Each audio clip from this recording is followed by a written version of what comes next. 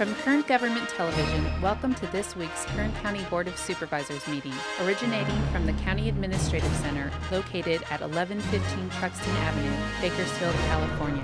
Kern County's vision is to create and maintain a customer-centered county government designed to garner the confidence, support, and trust of the people we serve. Today's Kern County Board of Supervisors meeting will convene momentarily.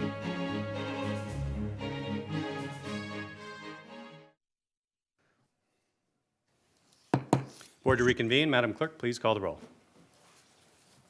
Supervisor Gleason? Yeah. Supervisor Scribner? Here. Supervisor Maggard? Here. Supervisor Couch? Here. Supervisor Perez? Here.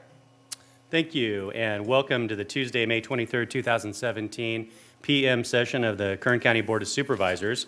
Before we begin this afternoon's business, I have an announcement to make.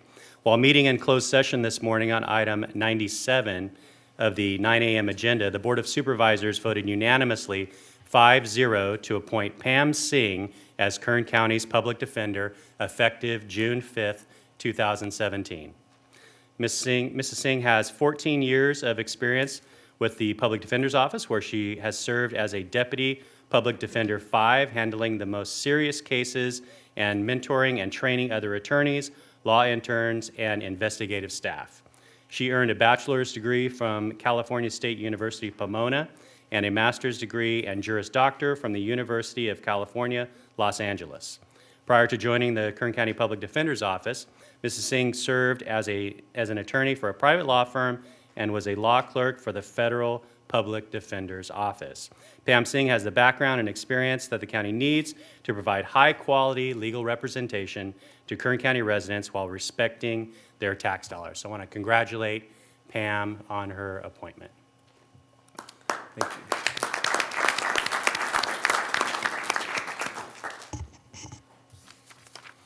And I don't see her in the audience right now, but if she coming in now? Okay, here she comes right now. Good. Oh, she got her. Oh, look at that. She's got some folks with her. Pam, I just made the announcement. Come on down.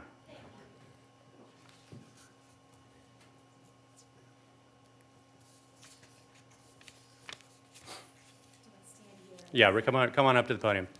Congratulations, and we look forward to your service as our next public defender, and we'd like to give you the floor if you'd like to provide some comments. Thank you, Chairman Scribner and the board. This is such a moment of such privilege. I'm very humbled, and I'm very humbled for our employees who do such an incredible job, and I hope to do this job with honor and commitment and integrity. Thank you very much. Thank you. Congratulations again. Thank you.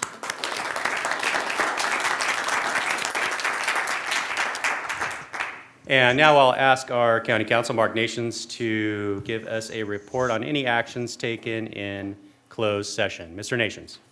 Thank you, Mr. Chairman. Item 98 was also affiliated with the Public Defender recruitment and appointment, and obviously action has been taken there. Items 99 and 100 on this morning's agenda were closed sessions that were in fact held, but there are no reportable actions from either of those. Thank you. Thank you, Mr. Nations. And next, we will consider the consent agenda. If you'd like to follow along with our agendas this afternoon, they are located on the two tables near the exits. And all items listed with a CA above the item are considered to be routine and non-controversial by county staff. Consent items will be considered first and may be approved by one motion. If a member of the audience wishes to comment or ask questions regarding an item or items on the consent agenda, they may do so prior to a vote being taken on the consent agenda.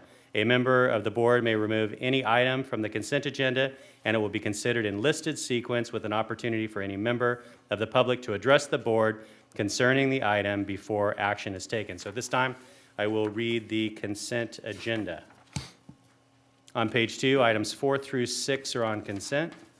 On page 3, items 7 through 13, all on consent. On page 4, items 14 through 18 are all on consent. However, there's a change on the recommended action. On item 18, the new recommended action will be to refer that item back to staff. On page 5, items 19 through 22 are all on consent. And on page 6, items 23 through 26 are all on consent. However, 26 is going to be withdrawn and will not be considered. On page 7, item 27 is on consent. However, the recommended action will be changed to refer back to staff. And then on page 8, we have items 34 through 38 on consent. On page 9, all items 39 through 43 are on consent. On page 10, items 44 through 46, as well as item 49 are on consent. On page 11, items 50 through 59 are on consent. On page 12, all items 60 through 65. And on page 13, all items 66 through 71 are on consent. However, item 66 will be withdrawn by the department and will not be considered. And finally, on page 14, all items 72 through 77. So are there any members of the public that would like to make any comment on the consent agenda? Yes, sir. Please come forward.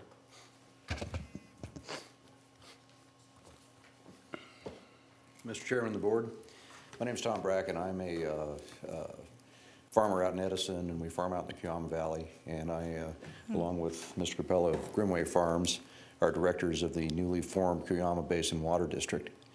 And we'd just like to give thanks to the county for all of their willingness to jump into the ICMA, the Sustainable Groundwater Management Act. One second, Mr. Brackett. I apologize for I'm sorry. interrupting you, but that item is not on consent. We are going to be considering that item separately, and that is, is item 47. And so, no, it's perfect. You were doing great, and I felt bad to interrupt you, but I want you to have an opportunity to come up when we actually are considering that item. So, are there any other members of the audience that would like to make a comment on the consent agenda? Okay, seeing none, I'll return to the board. Excuse me, sir, I'd like to make a comment quickly on budget. Supervisor Gleason. On item 54. Yes, sir.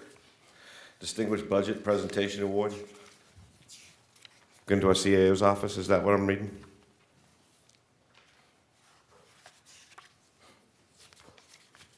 We received an award. Yes, that is, you have the correct item. Item number 54. I would just like to congratulate the CAO's office for that award. And so, Mr. Alsop, maybe there's some specific staff members that you would like to recognize while Supervisor Gleason has brought that one up? Yeah, I appreciate you bringing that Sorry. up, Supervisor. I'm sorry you caught me off guard there. Yes, this is an award from the Government Finance Officers Association presented to the county, and our budget staff, the CAO's budget staff, really is responsible for this. So I would like to thank Nancy Lawson, Elsa Martina, and all of their staff, all of the budget staff who work very hard to do all the things necessary in order to be recognized with this award. So thank you for the opportunity. Appreciate it. And Supervisor Gleason, thanks for bringing that up. I'm pretty sure we win that award pretty much every year. So our budget staff does a marvelous job, and it's great to highlight the fantastic work they do. So are there any other questions or comments from members of the board? Otherwise, I'd entertain a motion to approve the consent agenda. Motion on consent. Second. Okay, we have a motion and a second. Please cast your votes. Motion is approved, all ayes. Great, thank you so much. And now we're going to return to page 2 on our agenda. This is item 1 under resolutions and proclamations. This is to proclaim May 23rd, 2017 as Volunteer Hostess Day, and Supervisor Maggard will make this presentation. Thank you, Mr. Chairman. It is my pleasure to move approval. Second. Please cast your votes. Motion is approved, all ayes. Thank you.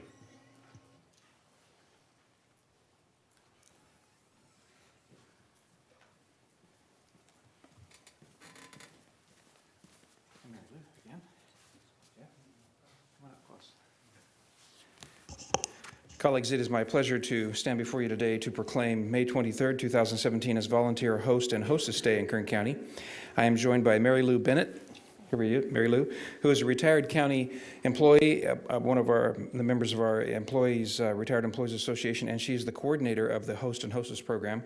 I'm also joined by Jeff Hill, who goes by many different names, but today we're going to call him the Acting Director of General Services. About 25 years ago, back in 1992, we began a program pretty much when we moved into this building where county employees, retired employees, would volunteer their time without compensation, volunteer their time to come and man a post, stand a post in our lobby, and with all of their vast experience and all of their years of service, direct people where to go in the right direction. About 30,000 hours have been volunteered by this stellar group of people over the years, and they help about 15,000 visitors a year that pass through the hallways of this building. We cannot thank you enough for the outstanding work that you've done, your generosity, and just how you brighten the place up, you and all of your friends as you stand there. I've come up and shook your hand before and said hi, and I just want to tell you that we appreciate that very much. So could you step up here and I'll give you this proclamation. It's from the Board of Supervisors of the County of Kern, the state of California. We've officially proclaimed May 23, 2017 as Volunteer Host and Hostess Day in Kern County, and entered into our minutes by the signature of our Chairman, the Honorable Zach Scrivener, on this 23rd day of May 2017. And we're going to have a lunch coming up on May 23rd that we're going to try to honor and We did have the lunch today. Today. Today was the day. It was very, very And good. I didn't get lunch you today. missed it. Yeah. I hope you enjoyed your lunch. Thank you, we certainly Please, did. please tell us a little bit more about what you guys do. Mr. Chairman and members of the board, I want to thank you for this proclamation and for your recognition, and also for the wonderful luncheon that we had. It was very good. It usually always is. They do a terrific What'd you have job for up lunch? there. We had beef, sliced beef, and chicken, and beans, and salad, and cake. And it was really good. And I think on behalf of the other 39 volunteers who are currently working the information desk, I want to be sure and thank you for your recognition, and let you know that the RBOKC members who man the desk consider it a rewarding opportunity to once again work for our community. Thank you again. Thank you very much. Thank you. Please thank them all. We want to thank you and all the volunteers for the work that they perform for the county year in and year out. And the board always likes to attend the lunch, but unfortunately today we were in closed session until 1:45. And so we just didn't have the opportunity to be able to come by and thank you ourselves. So please convey our thanks to everyone. Thank you so much for the recognition. Thank you. Next item on our agenda is public presentations. This portion of the meeting is reserved for persons to address the board on any matter not on this agenda, but under the jurisdiction of the board. Board members may respond briefly to statements made or questions posed. They may ask a question for clarification, make a referral to staff for factual information, or request staff to report back to the board at a later meeting. So I'll ask if there are any members of the audience who would like to make a public presentation on an item that's not on the agenda. Okay, seeing none, I'll move on to board member announcements or reports. Okay, seeing none from the board, then we will move on to the next item on our agenda, and that will be on page 7, and that would be item 28. However, we are going to hear items 28, 29, 31, and 32 concurrently, but we will vote separately. And so we will come back after we hear those items and deal with item number 30. But right now, we're going to do 28, 29, 31, and 32. They're all related items. And so we have Greg Fenton here, who's with our Public Works Department. He heads up our ESPS. And so, Mr. Fenton, good afternoon, and ask that you would please start us off. Good afternoon, Chairman Scrivener, members of the board. As indicated, these 4 items, 28, 29, 31, and 32, all involve proposals to increase sewer service charges in various zones of benefit within CSA 71, which is out in the western part of Bakersfield in the Rosedale area. Sewage collected in this area is ultimately treated by either the City of Bakersfield's wastewater treatment plant or North of River Sanitary District's wastewater treatment plant. The county has agreements with those 2 entities to provide sewage disposal services. The parcels affected by these four proposals are currently being assessed an amount that is essentially passed along to those two entities since they are responsible to maintain their portion of sewer facilities. However, they do not maintain the sewer facilities that lie within the unincorporated portions of the county, such as the sewer collection systems within a tract located within the county. That's the county's responsibility.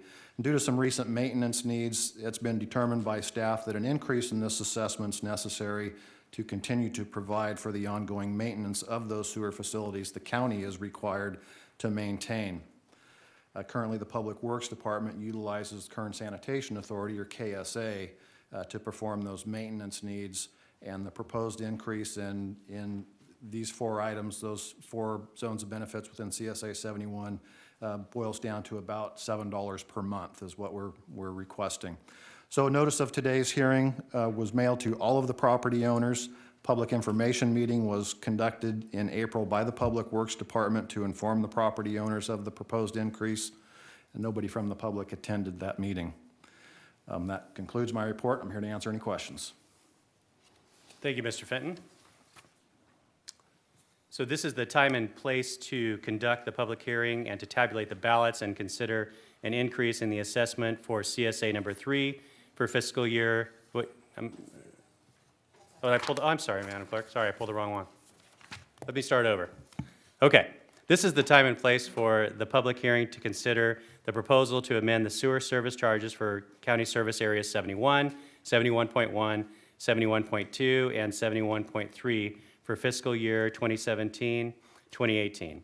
Unless the board has any questions, I will now open the public hearing and ask if there are any public comments. If anyone in the audience has any written protests, now is the time to deliver them to the clerk of the board.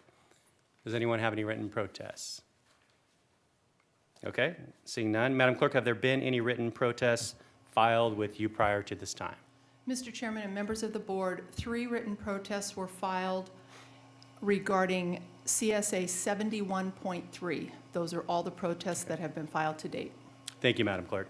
So I'll now close the public hearing and return to staff. Mr. Fenton? Thank you, Chairman Scrivener. As Madam Clerk indicated, there were 3 written protests received for CSA 71.3. That is item 32. No other written protests were received. It takes 50% plus 1 of all the affected residents to constitute a majority protest. The 3 are well short of a majority. There's a little over 800 people or 800 parcels in CSA 71.3 that we're talking about. Therefore, none of these received a successful protest. Therefore, I would recommend you act on staff's recommendation. Very good. Thank you very much. I don't see Supervisor Perez, so I'm going to return to the board and ask if any of the board members have any questions or comments on any of these items. Okay, seeing none. Then we're going to, as I said, we heard items 28, 29, 31, and 32 concurrently. However, we are going to vote on them separately. So now I'll request a motion from the board on staff's recommendation on item 28. So moved. I'll second it. Okay, we have a motion and a second. Please cast your votes. The motion is approved, 4 ayes, 1 absent. Supervisor Perez. Thank you, Madam Clerk. And now on item 29. So moved. Have a motion? Second. And a second. Please cast your votes. That motion is approved, 4 ayes, 1 absent. Supervisor Perez. Thank you. And finally, our next is item 31. So moved. Second. You have a motion and a second. Please cast your votes. Motion is approved, 4 ayes, 1 absent. Supervisor Perez. Thank you. And finally, item 32. Do we have a motion on staff's recommendation? Motion. Second. You have a motion and a second. Please cast your votes. Motion is approved, 4 ayes, 1 absent. Supervisor Perez. Thank you, Madam Clerk. And now we will hear item 30. I was obviously chomping at the bit to get to this one a few minutes ago. So, Mr. Fenton, if you'd like to start us off on item 30, please. Certainly. Thank you, Mr. Chairman. Item 30 is a proposed assessment increase to increase rates to pay for the cost of CSA number 3, which is for streetlight services. And I would first like to start with a correction. The fiscal impact mentioned in your staff report is correct at $525. However, numbers were transposed in the agenda, so I just want to make sure everyone's clear that that is $525 revenue for the fiscal year 17-18. This is in the Arvin area, a neighborhood known as Edmondson Acres. It's a dozen streetlights or so. Due to increased cost over the years, the revenue collected does not cover the cost of the expenses to continue providing that streetlight service. Therefore, it's necessary to increase the assessment to continue providing that level of service. Public Works conducted a public information meeting in the area to provide an opportunity to property owners to receive information and ask questions. Again, nobody from the public attended that meeting. Written engineer's report along with a notice and a ballot was mailed to each of the property owners in accordance with Article 13D of the California Constitution. And that notice informed them that today is the day that your board will have the public hearing, receive any additional ballots and tally the ballots and determine whether or not to move forward with the assessment. So I'm here, that assessment, current assessment is $25 annually, proposing to be increased to $32 annually for those residents. I'm here to answer any questions, or you may just open the hearing. Thank you, Mr. Fenton. So this is the time and place to conduct the public hearing and to tabulate the ballots and consider an increase in the assessment for CSA number 3 for fiscal year 2017-2018.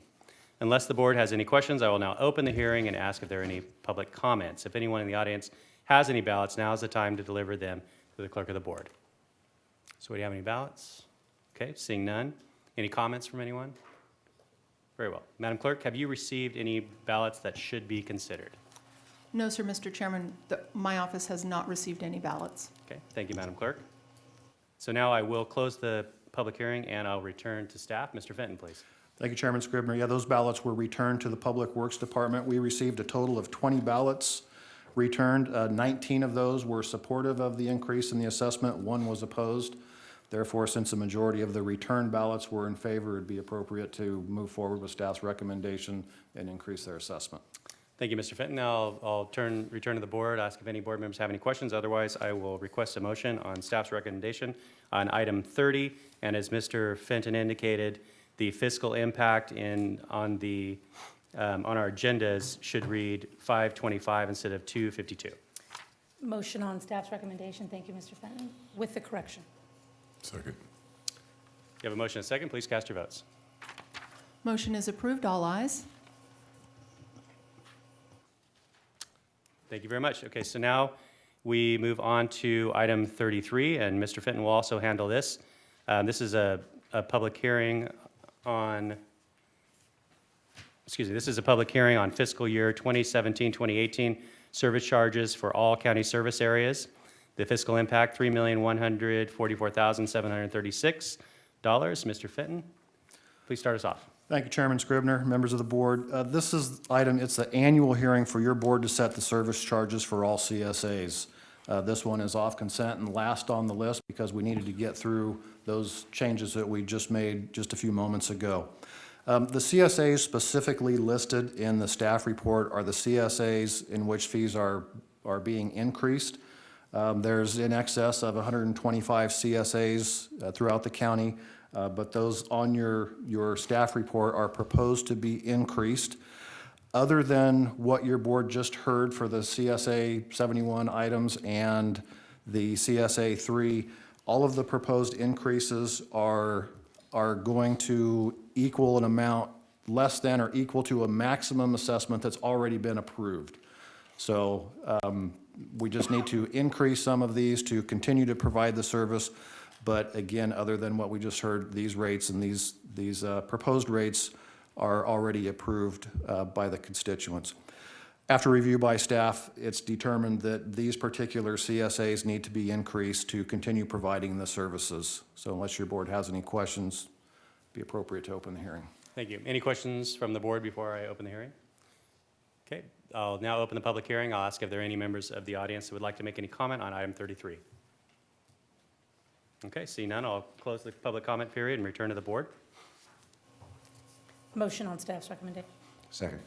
You have a motion and a second. Please cast your votes. Motion is approved, all ayes. Thank you, Madam Clerk. Mr. Fenton, thank you very much. Okay, the next item on our agenda will be item 47. This is on page 10. This is an item under the County Administrative Office. This is a public hearing to consider the possible election of the County of Kern as a member of the Cuyama Basin Groundwater Sustainability Agency to become the Groundwater Sustainability Agency of the Kern County portions of the Cuyama Groundwater Basin. And I'll ask Mr. Alsop, is Mr. Christensen going to begin the discussion on this? Yes, Mr. Chairman. Okay. yes. Mr. Christensen, good afternoon. Good afternoon, Mr. Chair, members of the board. This item is a public hearing to receive public comment to consider the county's filing to become a groundwater sustainability agency for portions of the Cuyama Basin, which have been subject to notices filed by the Cuyama Basin Groundwater Sustainability Agency. This is a hearing that is required by the Sustainable Groundwater Management Act to be held prior to filing to be a GSA.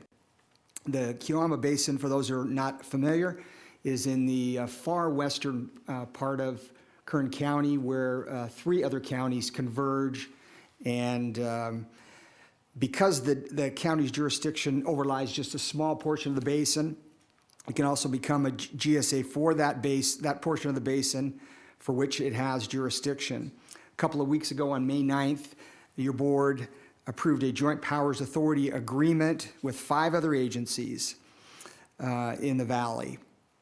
The County of Ventura, the County of San Luis Obispo, Santa Barbara County Water Agency, Kern County, Cuyama Basin Water District, and the Cuyama Community Services District.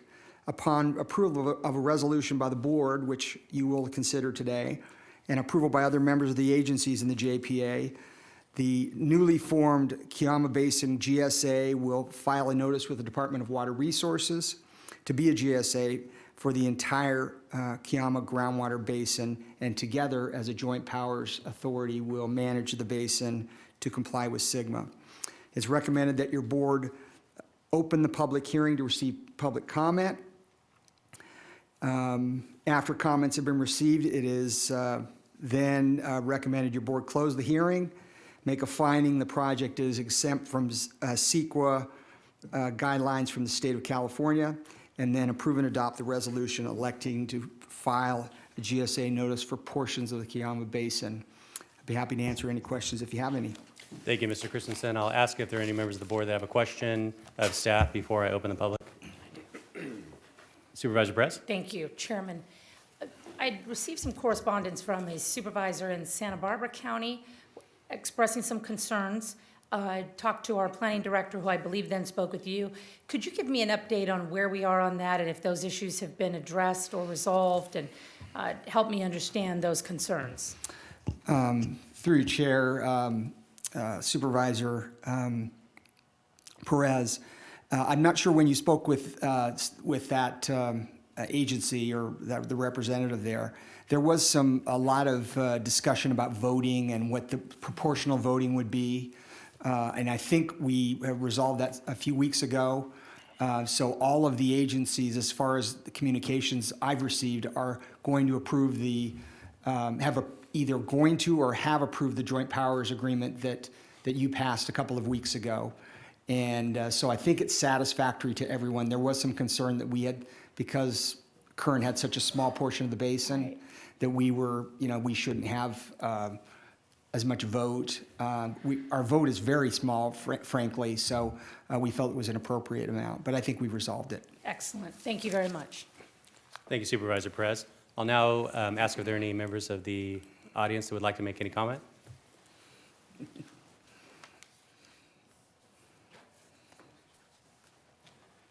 Thank you, Mr. Chairman. Good afternoon. Good afternoon. Yeah, again, Tom Bracken from the Cuyama Basin Water District, newly formed, and my fellow director, Mr. Capella from Grimway Farms, and I are here to thank Mr. Christensen and his staff on behalf of all of the farmers up in Cuyama for their willingness to jump into this fray. It is a complicated thing, and we're looking forward to working with County of Kern and the rest of the counties in obtaining the results desired under ICMA. Thank you. Thank you so much. We really appreciate you fellows being here and look forward to working with you as well. And thank you for your cooperation and collaboration on this. Super. We appreciate it. I'll ask if, are there any other members of the audience who'd like to make comment? Please come forward, sir. Do you want to say something? Sure. Deal. Good afternoon, John Carnes, just interested citizen. I'm just curious, is this groundwater one in Cuyama continuous with the other proposed boundaries that you're trying to set up, or is it separate because it's It's a good question. And Mr. Carnes, could you spell your last name for us? Karnes? N-E-S, okay, thank you. And we'd encourage you to provide your contact information to Mr. Christensen once we're finished here, so you Sure. can continue to stay in contact with him and vice versa, Mr. Christensen. But I'll ask now if Mr. Christensen could answer your question. It's a good one. Mr. Chair, I would be happy to do that. It is not connected with the basin, the southern San Joaquin or Kern County sub-basin, which we sort of sit in right now. It is a separate basin, relatively small. It is actually over the mountains as you drive over, Taft, Maricopa, and so there's no relation to it. It is a separate basin as the Department of Water Resources considers it. So, and all basins in the state, frankly, are that way, so they can be separately managed. Yeah, I just saw all these numerous items that are very similar on the agenda, so just curious. Thank you. Okay, thank you. You too. And we look forward to staying in touch with you for any questions or comments that you have in the future. Any other comments from members of the audience?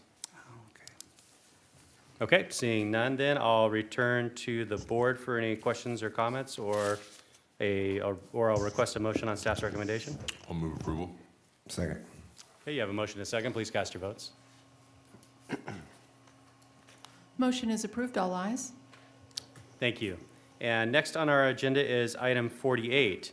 This is a proposed sole source agreement with International City County Management Association, Center for Public Safety Management, to provide a comprehensive analysis of fire services from May 24th, 2017 through December 31st, 2017, in an amount not to exceed $150,000.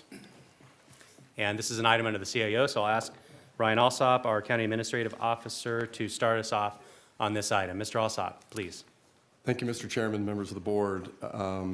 Your comments were my first bullet to go through, so I'll skip over those and just go right into the fact that our county is dealing with a $41 million structural budget deficit, which is challenging our ability to do business as usual. So we've decided not to do business as usual. Building a pathway out of a deep fiscal hole is not easy. It requires a team effort focused on new ideas, new approaches, goals, objectives, and smart, prudent, value-added spending of taxpayer money. The fire department alone faces a $9.1 million structural deficit in their own budget, the fire fund, which funds all their operations. The fire fund is nearly 25% of the county's entire budget problem. The fire department is currently relying on help from the county's general fund reserves to fill their budget hole. This places a financial burden on all other general fund departments, including other critical public safety agencies such as the Sheriff and District Attorney's Office, among others. For me, and I know the fire chief especially, addressing the fiscal problem in the fire fund while ensuring service efficacy and firefighter safety is a priority, and I know it is for all of you.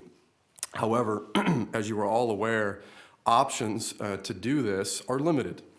The Center for Public Safety Management, which is the contractor before you today, combines their extensive research and analytical capabilities with their experience in managing over 300 public safety agencies across the country to assess the workload and operations of client agencies.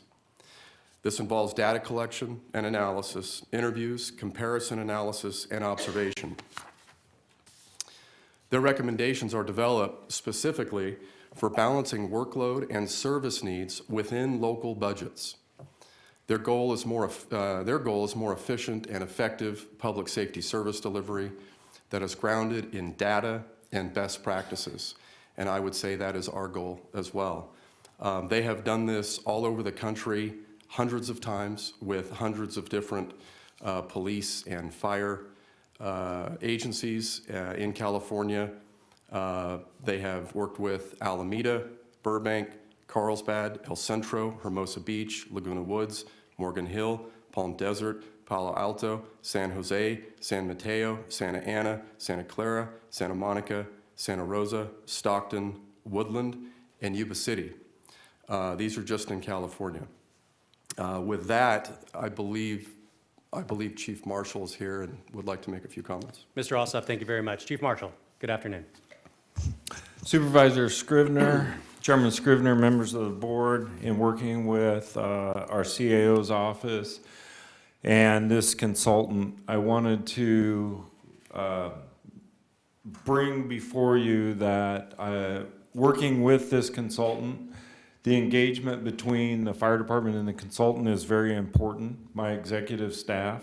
As you're well aware, the fire department is a very unique department within the county government, and it's a very unique fire department across the nation.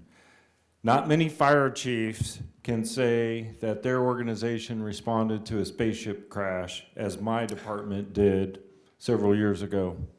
We've battled major wildland fires that are historic.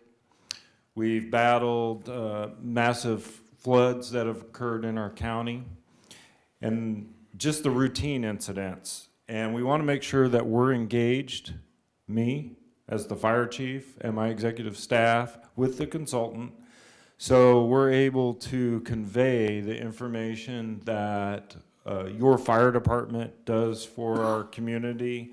And working with this consultant, if we're able to develop that relationship, work together, we should end up with a well thought out product. That concludes my comments. Thank you, Chief. Appreciate that. Mr. Alsop? Yeah, Mr. Chairman, members of the board, just to conclude, again, our goal here is to undertake an analysis of our fire services to provide your board with additional options for you to consider, that you may consider in looking at addressing our county's structural budget deficit, and in particular, the fire fund's structural budget deficit of $9.1 million. I believe that this review is healthy. I believe that it will be good for all of us. It will be good for your board. It will be good for the fire chief, the business manager of our fire department. It will be good for his employees. It will be good for Kern County residents and taxpayers. And so I would appreciate your support. We do have today with us Fire Chief Mike Iacona with the Center for Public Safety Management here to introduce himself and provide your board with a brief overview of their approach. And I think he is also prepared to answer any questions you might have. Thank you, Mr. Alsop. Is it Mr. Iacona? Good afternoon, Mr. Chairman, members of the board. My name is Mike Iacona, and I'm employed by the Center for Public Safety Management. We have a brief presentation just to give you an overview of who we are, what we do, and then we'll open up the discussion for any questions that you may have. We're involved in a proposal to provide a comprehensive analysis for fire and EMS services. We're the Center for Public Safety Management, and as such, we are an affiliate of the International City and County Managers Association. What that means is that the city managers throughout the state, throughout the nation and the state, often seek our guidance with these difficult issues. And we know that they're difficult because life safety is one of the critical responsibilities that all government has, and we take that mission very seriously. We've done, as the CAO mentioned, nearly 300 studies throughout the nation. And we've done these in communities that range in size from a population of 8,000 to nearly 800,000 in population. We try to provide an unbiased and a very comprehensive analysis of our work to give you options, because that's the bottom line. You have the choice to choose what's right for your community. That decision is solely yours. There's a number of guidance documents out there, but ultimately the decision is yours. And many factors come into play when you're making that decision. And I'm not telling you something that you don't know, but it is a difficult and arduous task. As the CAO mentioned, we've done a number of studies throughout the state and the nation for differing reasons. We recently done a study in Tulsa, Oklahoma, in which that community approved a referendum for additional dollars. And they came to us to say, where is the best bang for the buck? Where should we spend that money to get the higher level of service and community responsiveness? We've also identified a few of the references that could attest to the work that we've done and the collaboration that we've done in these communities. The project will be headed by our project manager, Leonard Matarese, 44 years of public safety experience, past Human Resources Commissioner, works with the U.S. Customs Anti-Terrorism Narcotics Task Force, and he's worked on over 120 studies over the years. We have a very robust data analysis group that's head up by Dr. Dove Chels. These are full-time people that really dig into the data and provide the facts. Myself, 38 years of fire service experience, started out as a firefighter, rose through the ranks, spent the last 18 years as fire chief, retiring about 3.5 years ago. I've done a number of these consultant studies over the years. I've operated in similar communities, very densely populated county governments, Palm Beach County, Florida, Orange County, Florida, well over 1 million population, 50, 60,000 alarms each year. Worked extensively with agricultural interests in our communities, and they're unique in the relationship that they forge with our first responders, and have worked in emergency management scenarios, EOC operations, major disasters. Also assisting on this project will be Chief Scott Ferguson. He's currently the chief of Murrieta, California. Past experience as fire chief in Manhattan Beach and Santa Monica.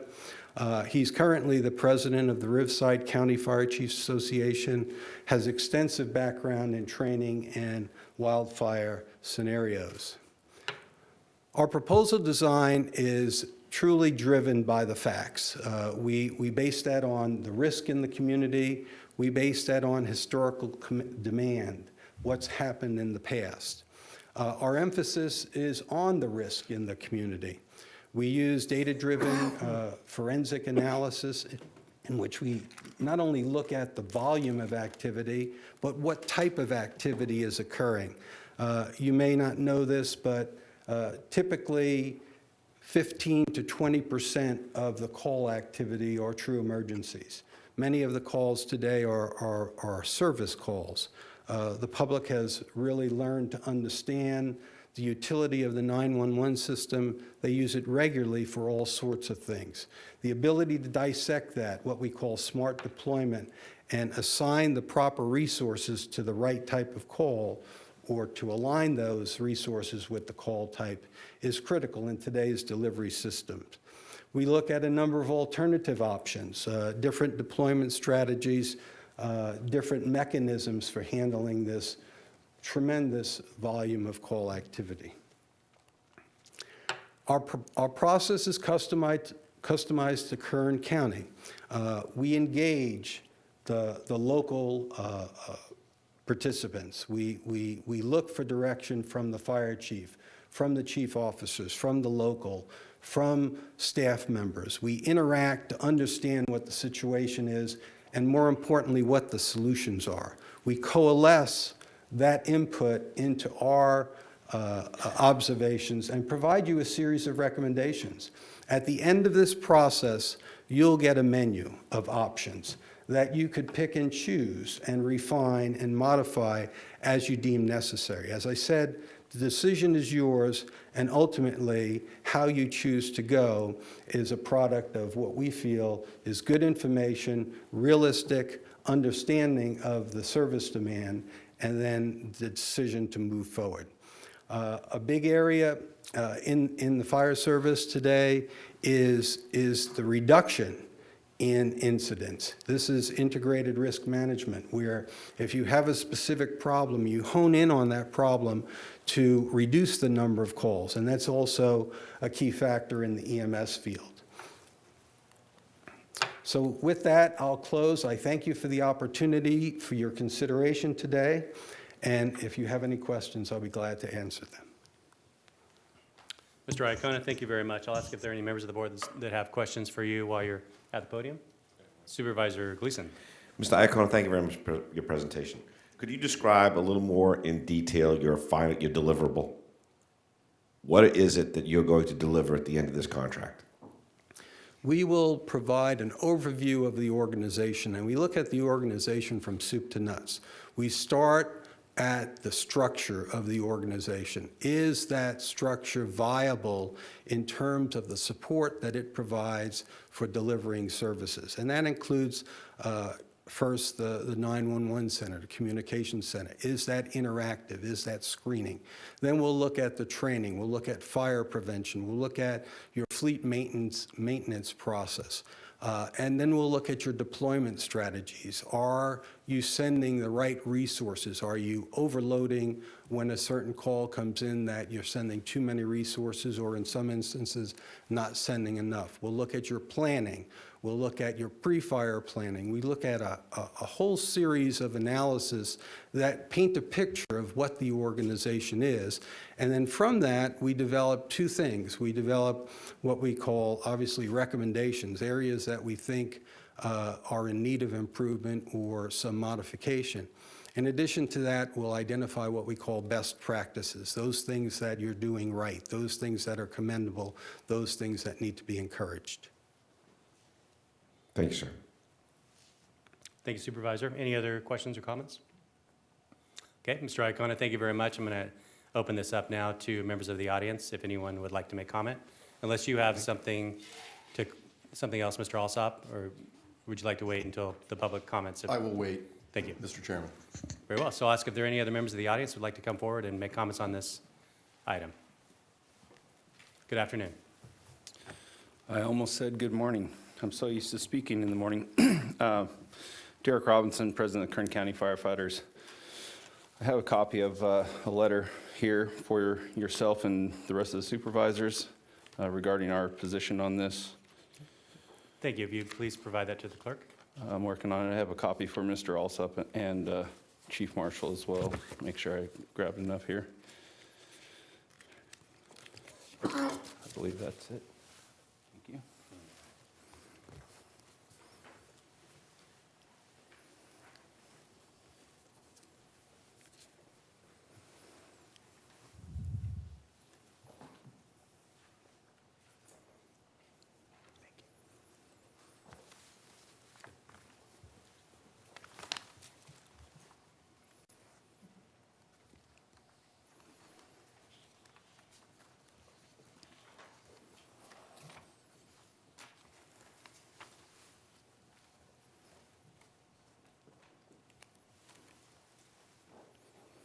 Good afternoon, Mr. Chairman, honorable members of the board.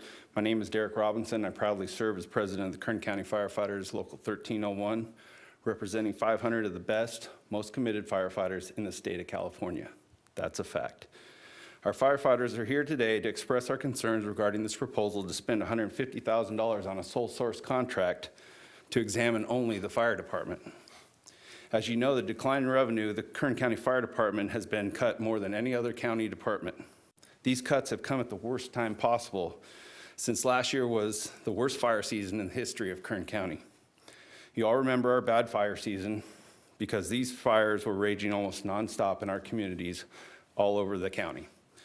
You remember we had the Deer Fire, we had the Onyx Fire, we had the Fort Fire, we had the Cedar Fire, and of course we had the Erskine Fire, which was the most destructive fire in the state of California last year.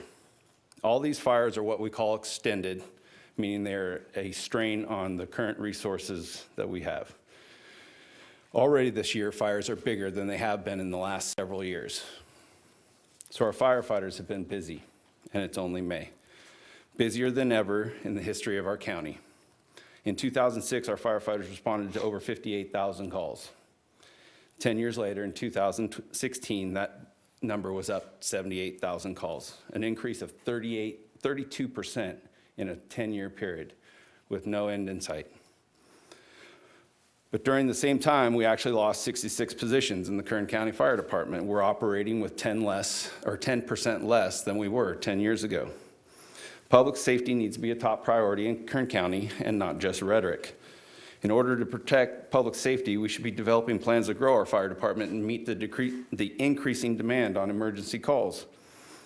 But instead of talking about growing our department, this proposal today calls for a sole source contract with a private firm that is well known for recommending additional cuts in public services. Yes, revenue has been declining in Kern County, but our firefighters didn't cause this problem. And since this problem impacts the entire county, there should be a review of all county departments and services, not just the fire department. And the proposal to do this work should include an RFP or an RFQ, just as other proposals for public work would require. Our firefighters are tired of being forced to make cuts, or more cuts than other county employees and departments. We're tired of being forced to handle dangerous, life-threatening situations without proper staffing and support. And if we think that last year's fire season was bad, buckle up, it's going to be worse this year. As a proud firefighter of the Kern County Fire Department for more than 16 years, I am telling you right now that we are not properly staffed for the upcoming fire season. So if we're going to spend money on a review of county services to find efficiencies, let's do it the right way.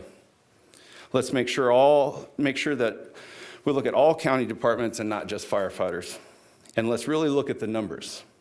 Emergency calls to the fire department are up 32%. Staffing is down. And we are coming off the worst fire season in our history. We are kidding ourselves if we think we are prepared to handle our call load and the upcoming fire season with our current condition being so understaffed. Our firefighters want to work with our CAO and all of you to find solutions to our revenue problems. However, this board decides to move forward with a review of just our department, our firefighters will have no choice but to fight back. So let's find a way to work together so that public safety for our residents is not compromised. And let's make sure that our firefighters have the resources that we need to keep our county safe in the upcoming fire season. Now I'm here to put my money where my mouth is, proverbially, stumbled on that one. If we want to do a true and fair audit, independent, then we'd like to partner with you and be a part of the selection process.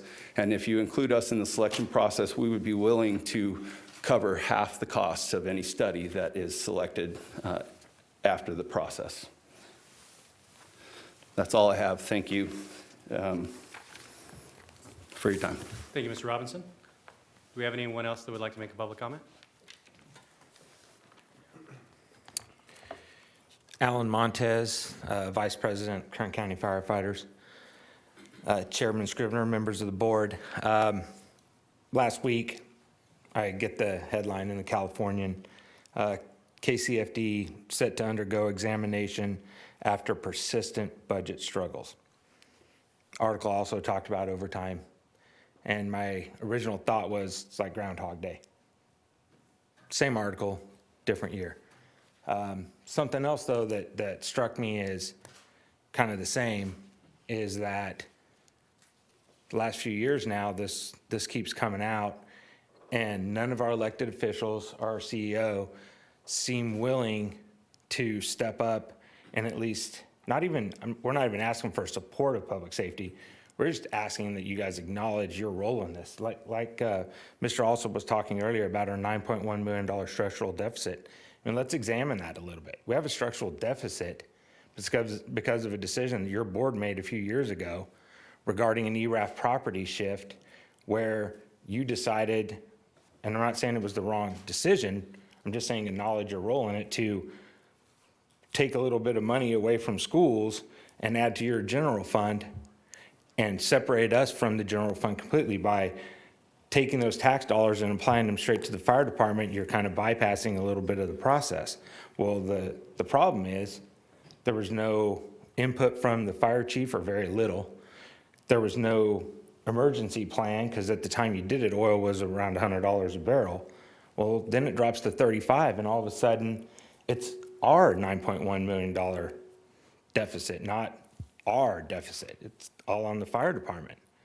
And that's what we're trying to get across here, is that we get that we're short money, but there's a role that we all had to play in this, and it's definitely not on our firefighters' backs.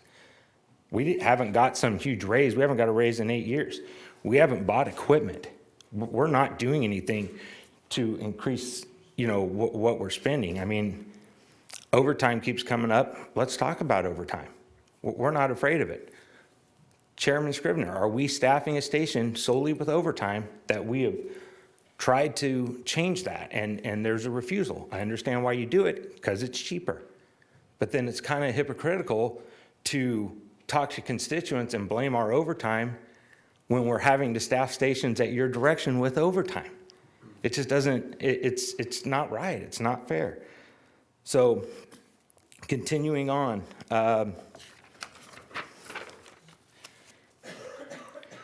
overtime, talk about it a little more.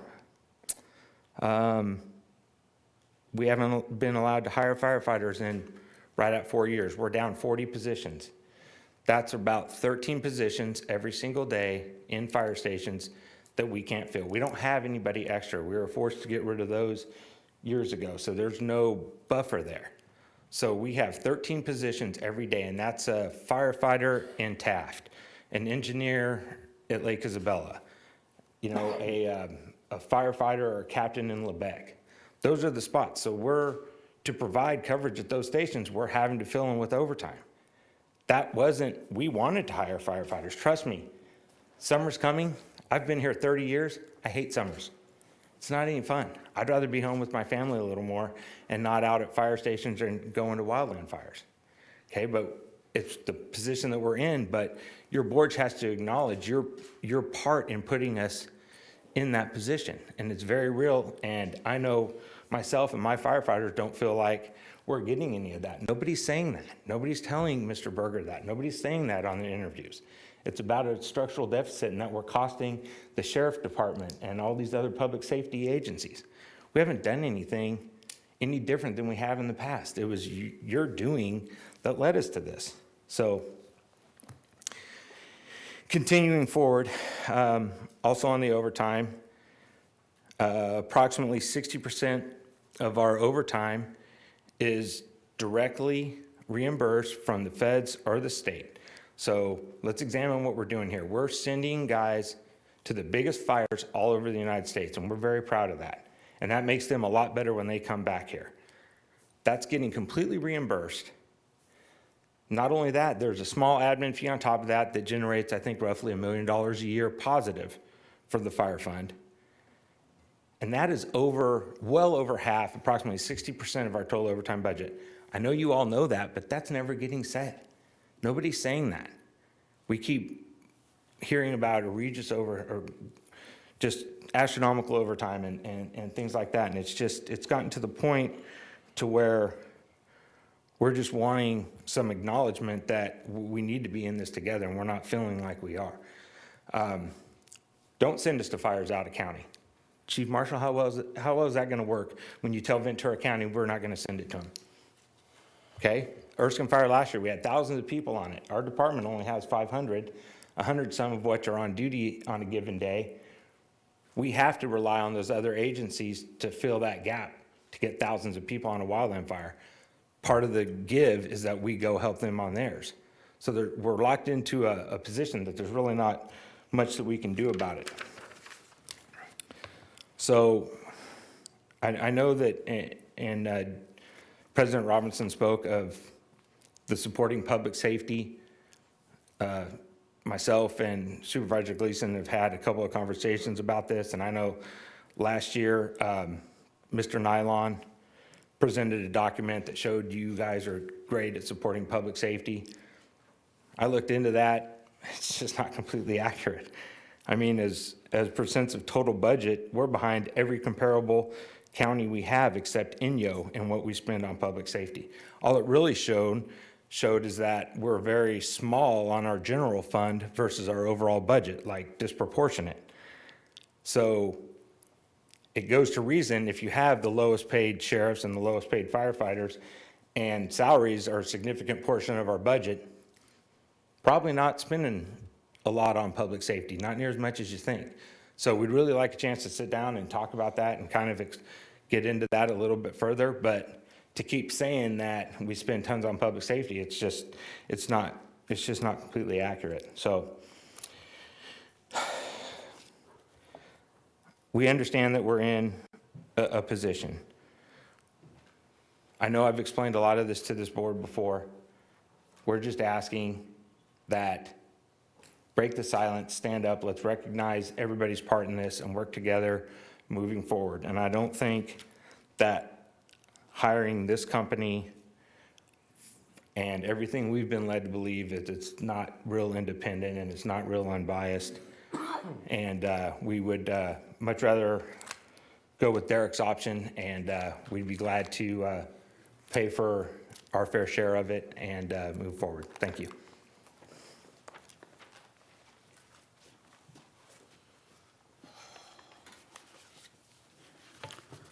Mr. Chairman, Honorable Board, my name's Jimmy Hall, and I'd like to make a few comments. I'm sorry, sir, would you spell your last name? AHL. Thank you. It's obvious you're new around here. Over 33 years, I was a firefighter and president of the union most of that time, and I had the honor to represent some of the finest firefighters in the whole state. Not only are they the best in wildland and structure fires, they're very innovative, creating new forced ventilation, and that wasn't used anyplace but right here in Kern County. I was appointed and elected several positions in our state association, and one I fought hard to get Kern County into the joint apprenticeship program. And what that done is changed all the training throughout the whole state and put everybody to train in a certain way. Our biggest objective was to train firefighters before they become firefighters, saving hundreds of thousands of dollars for cities and counties. Because you already had a trained person, all you need to do is fine-tune that person for the fire department that they went in. I can tell you that this chief here was not part of the hold up on us joining that. But we actually have the program still as once they're inside the fire department, they're still trained as firefighters, engineers, and captains. And we do have seminars, and they're basically free. And all the fire departments throughout the state are involved in this. We have committees that is designed to take all the very best ideas and formulate a plan to train all of our firefighters where they work together, where we can use them on these terrific fires that's uncontrollable by our departments. As you know, in the first district, you lost a lot of houses and two of our firefighters lost their homes up there. It's because we couldn't get enough people to that assignment. But once we did, we controlled it. But this is happening all over the state. And to reduce our manning in any way, I looked at all of your guest speakers, fire departments that he's, and I know most of those fire. I've been to every fire department in this whole state over the last 49 years. The only thing I regret is I had to retire after 33 years. But the fire service hasn't cheated anybody in Kern County.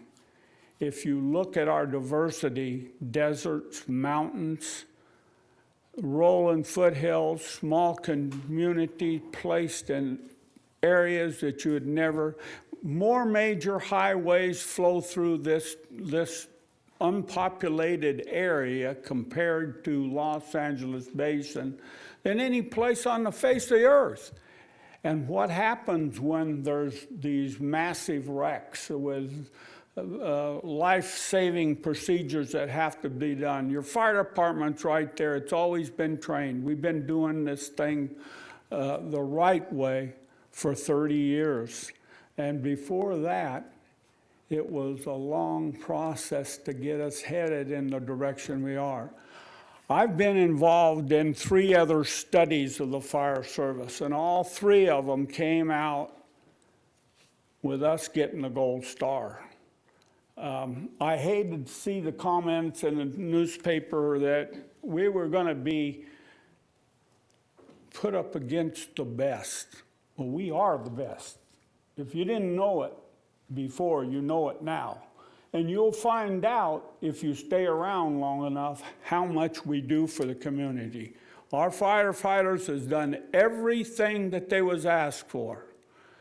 And I don't know any way to solve this problem other than to make sure that their representatives are involved in it, to make sure the right criteria of judging how a department should be run is there.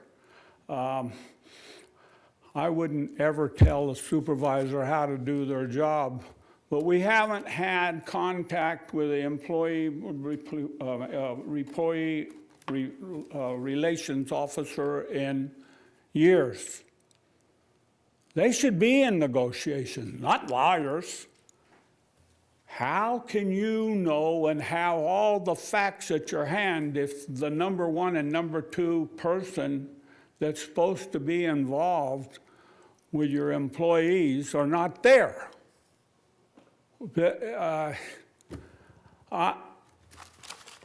I don't have the resources you have. I've known 2 of you over 30 years. I know you, Mr. Chairman, for as long as you've been here. And I all respect the military men coming on the board. And I know you have a lot of problems in your district because you have many communities and many diversities in them communities to separate your time from your own family. I respect the chief and what he has done. I hope that we can come to some kind of conclusion that doesn't hurt the fire service. We've already given them a black eye by having those articles in the newspaper because they don't look like you think the fire department is worthy of your praise. And that's the last thing you want to do is get the morale going in the other direction. I thank you for your time. If you'd ever like to talk to me on any subject, I'm available 24 hours a day as I've always been. Thank you. Thank you. Are there any other members of the audience that would like to make comment? Please come forward.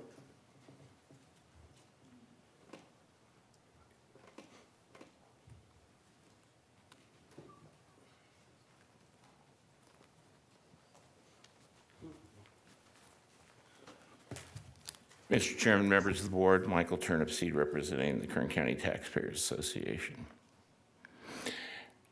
A year ago, when we were talking about management audits, we were up there and said every department should be evaluated. There should be no sacred cows. Start with the biggest and go to the smallest to get your biggest bang for the buck. So we totally agree with Mr. Robinson on that. But we totally disagree with the idea that they think they can hire their own evaluator. That is an absolute conflict of interest when you're paying the guy who's supposedly telling you whether you do a good job or not. That absolutely can be a no-starter.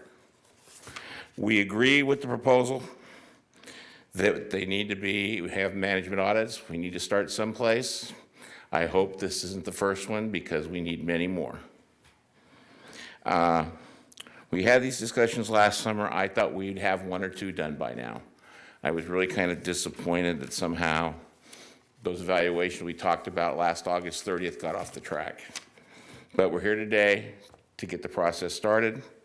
Kern Tax supports the idea of management audits and finding out, as I said, going under every stone, looking under every nook and cranny for money and making it more efficient and more cost effective.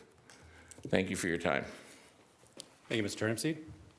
Can I clarify a point? We've got another person coming up here. Can I just clarify real quick for Mr. Turnipseed? He obviously didn't hear me during my presentation. I offered to pay for half when we selected a company together, not one that we chose ourselves, and we're not paying the full amount. Turn up your hearing aid.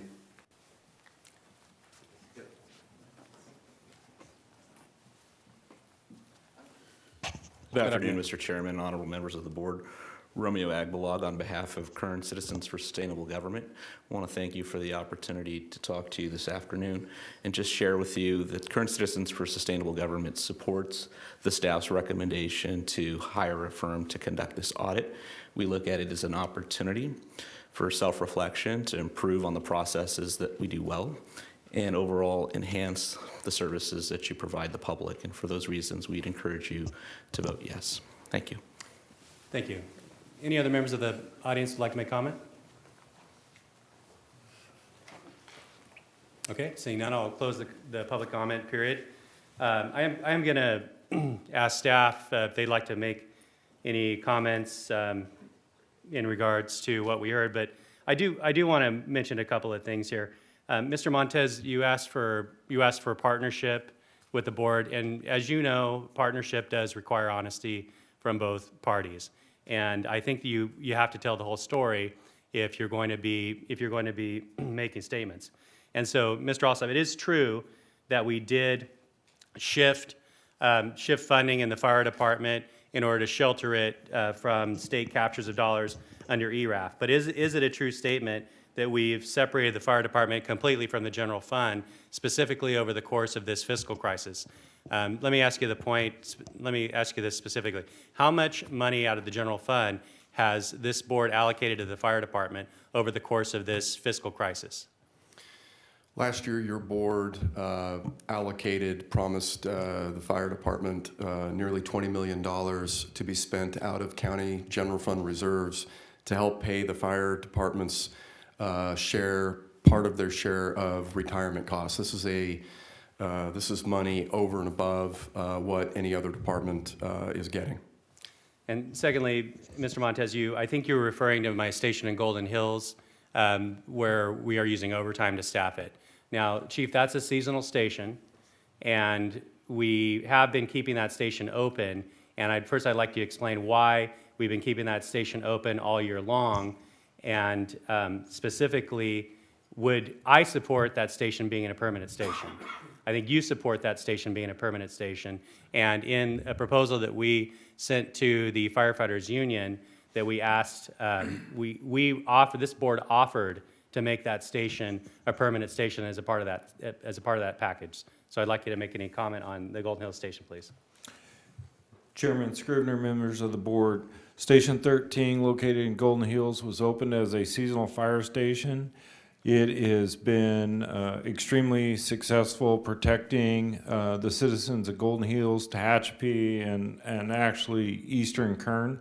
Recently, they were out on a wildland fire in Mojave, so they support the global response of the Kern County Fire Department, and Engine 13 was also on the Erskine fire.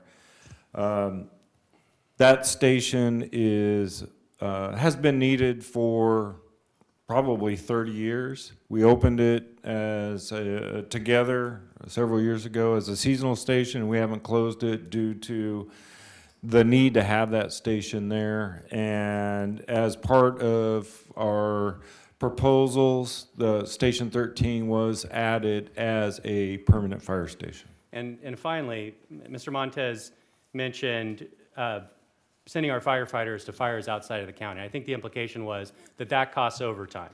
And so if you don't want to spend overtime, then don't send our firefighters outside of the county.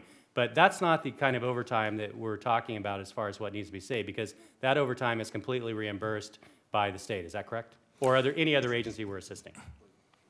That's correct, Chairman Scrivener and members of the board. The Kern County Fire Department billed approximately $16 million to state and federal wildland fire agencies for last summer's wildland fires. That's not only wildland fires that occur out of Kern County, but federal and state lands that burn in Kern County over and above our initial attack response. Every time our helicopter flies on a wildland fire in Kern County, we're receiving reimbursement, including an administrative fee of roughly 10% of the total bill. So is it safe to say that we, for lack of a better term, make money when we send? I mean, there's an administrative fee, so it doesn't cost the department, is my point. Chairman Scrivener, when we are fighting wildland fires above that initial attack activity, we bill the full cost of the fire. We bill for our fire apparatus, our helicopter, bulldozers, and on top of that, an administrative fee for our services. Again, that's in Kern County on state and federal lands, and the wildland fires that we go and respond literally all over the nation. We call this recaptured overhead. Okay, thank you, Chief. And Mr. Montez, I'm not trying to get into an argument with you about it. No, you had your opportunity, and we're going to have a lot more opportunity for us to have discussions about this in private and in public. But I think that you made some statements that the whole picture wasn't completely conveyed, and so I wanted to just try to clarify that to the best of my ability. And so now I'll ask Mr. Alsop if you have any responses to any of the testimony that you heard. Mr. Chairman, members of the board, thank you. I've written out some notes. First I want to tell these three guys, Jesse, Derek, and Alan, I like all of them very much, and I look forward to meeting with them. And just so that the public knows, when we do meet, those meetings are led by our fire chief. I'm in attendance. Our top human resources person is in attendance, and the union leadership, as I know it, is in attendance. And those are good meetings. I have a job to do here, and they've got a job to do as well. I will tell them that I care about them and their fellow firefighters very much. I care about the chief and his ability to do his job, and my focus as your CAO, and I know what your focus too, is to make sure that we give some attention to our public safety agencies and particularly fire. I think that is illustrative of the financial commitment that your board has made, unique to the fire department you made last year. The budget, general fund versus not general fund. The fire fund is a separate fund. Now that was a change made before I got here. I don't want to go into why it happened or why it shouldn't have happened. But from my view of the world, it is a benefit to them. It is a change that it focuses on fire service efficacy. They this fiscal year went into this fiscal year with an 18 and change $1 million structural deficit. Next fiscal year, their structural deficit is projected at 9.1, as we said earlier. In large measure, due to the fact that they are, all of their funding is direct property tax revenue. It's not coming out of the general fund. It's only coming out of the general fund when they're not able to fill their hole on their own within their own budget. But my point is that when property taxes tick up even a little bit, they get that whole benefit. They get the whole benefit of that uptick direct to their own fund, which is why we saw such a decrease in the 18 to 9 million. Other departments don't enjoy that for the most part, general fund departments. I do want to talk about overtime. Firefighters will earn overtime. It's the nature of their job. You know, they go out, they risk their lives, they work hard. I disagree with few things said by them. There are some things that I disagree with, obviously, and I join the chairman on, but there are a lot of things that you said that are not lost on me, and I know they're not lost on the board. We're not going after overtime. This is not about taking overtime away from anybody. We are focused, just so that everybody understands, our independently elected auditor controller provided the Board of Supervisors some months back when I first started with a report outlining an overtime overpayment that was being made, not just to fire, but to many bargaining units throughout the county.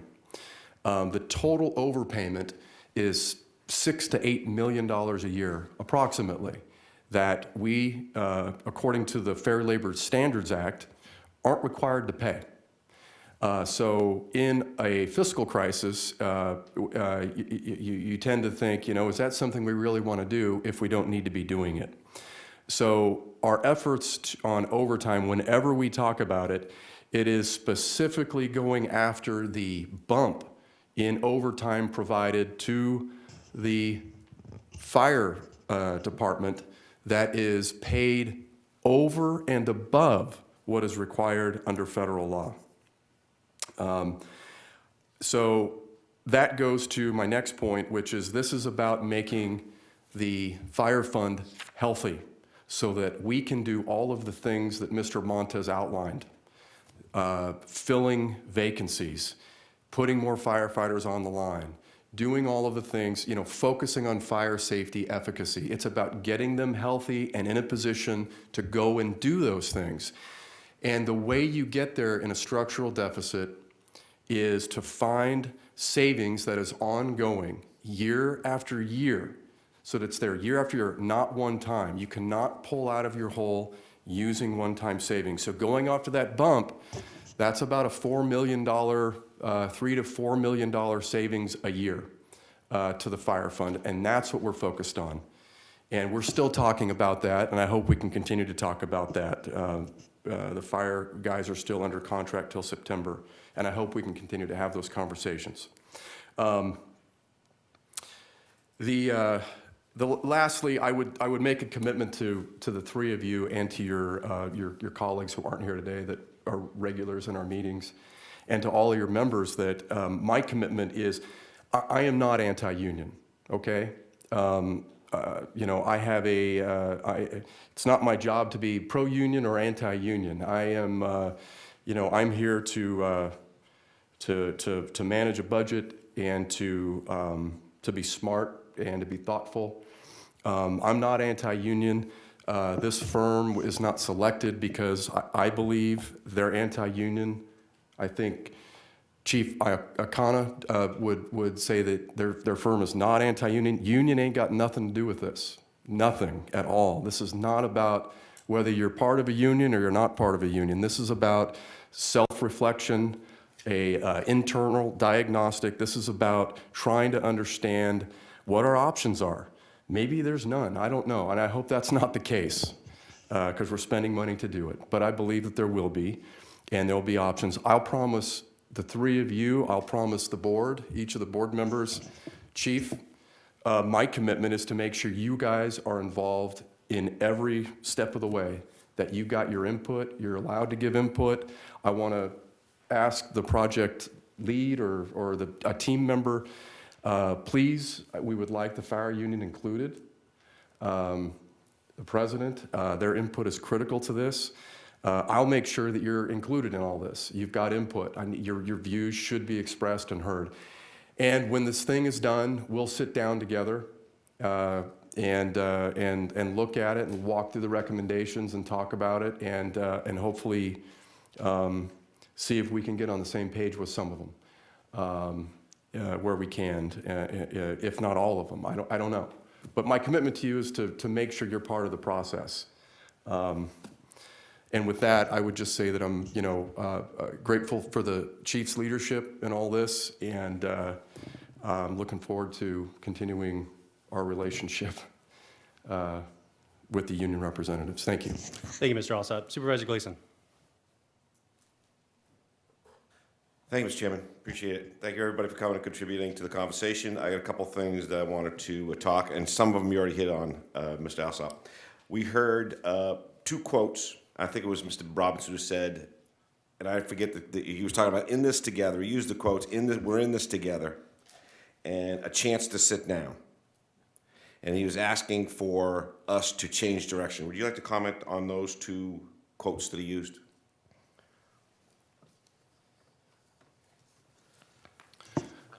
I don't have a comment, Supervisor. I'm sorry. Okay. Yeah. All right. Well, what I heard that he was lamenting that I think he was saying that he does not feel like we're in this together. He does not feel like we've had a chance to sit down. Mr. Chairman, Supervisor Gleason, it's my job to make sure that they feel included.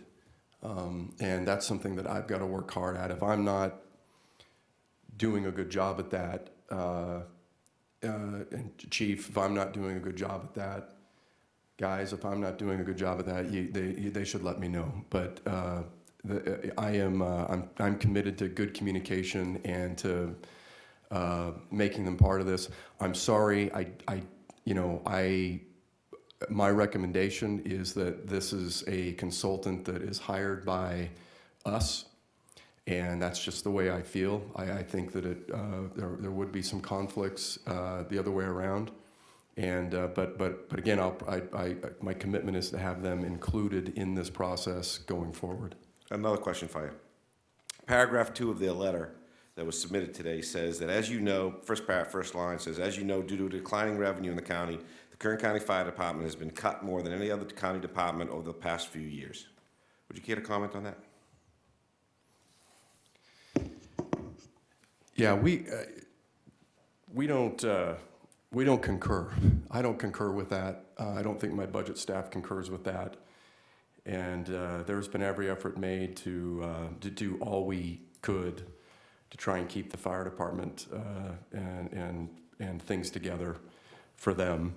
I know last year this board basically patched the hole in the fire fund with about $8 million total in general fund revenue. And again, this year we're slated for sure to do another 4, but they've got a $9.1 million problem without ongoing cuts. And the chief is working very hard to make some spending reductions and to looking at potential new revenue in order to patch. But if we don't get lucky and see oil come up and see the economy improve and see more property tax revenue, we'll be right back here again next year having the same discussion.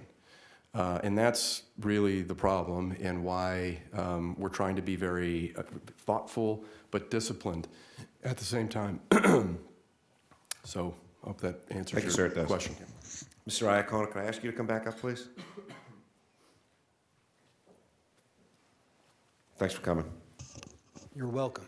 You heard that Mr. Alsop say to offer as a commitment to the union representatives here that they are going to have, the fire will have an ability to interact with their study. If this gets approved and you go in and do an audit, would you comment on that statement that he made?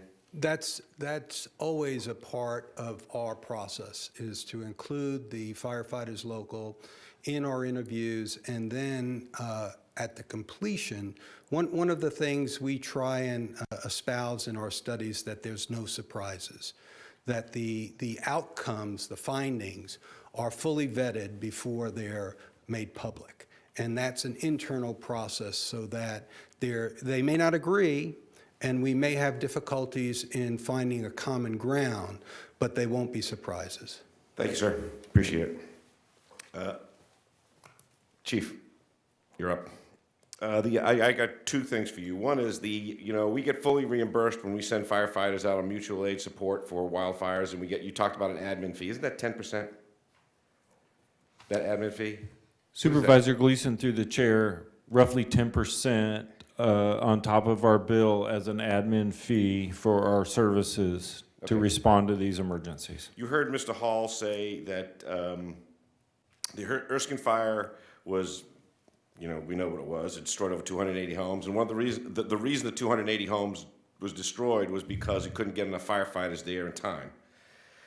My understanding of the conversation with you is that the modeling they did in that fire was the quickest moving fire in the history, perhaps, of the United States.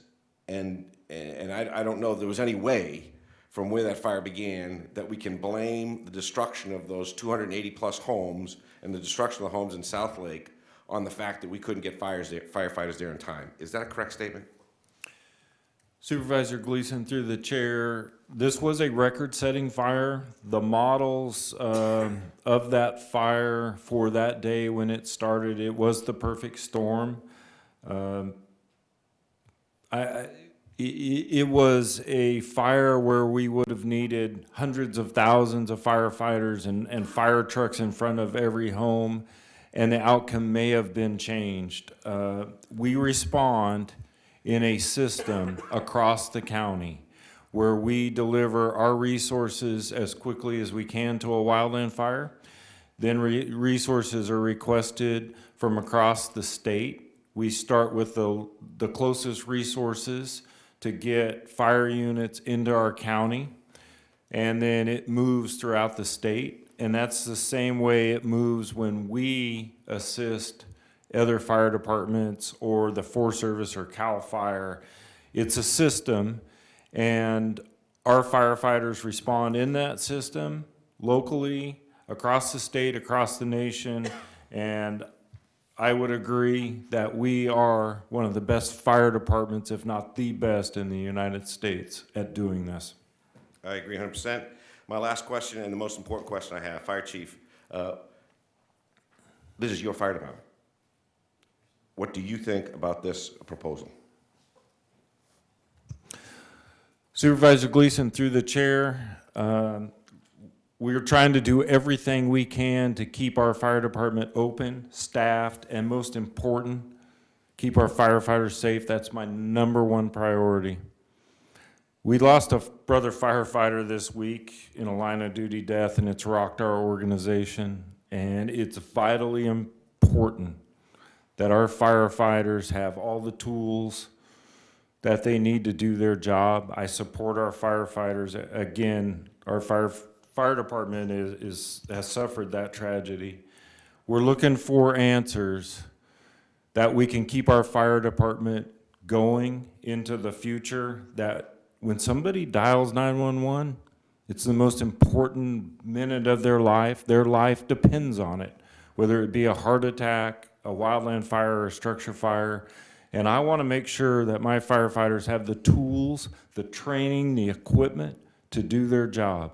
And that's what I'm looking for as your fire chief, that we have that ability to respond to our citizens when they need help. Thank you, Chief. Motion on staff's recommendation. Do we have any other questions or comments from members of the board? Supervisor Maggard. Thank you. So, Chief, do you recommend that we proceed and undertake this analysis?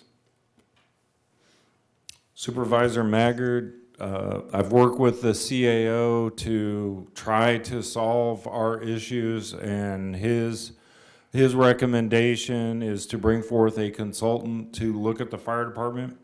And if we're all engaged in coming up with answers to make sure the fire department has the tools, the training, the firefighters necessary to do the job, then I'll support this recommendation. We have to have our firefighters, public safety being supported, and if we can get the answers we need, then I'll support it.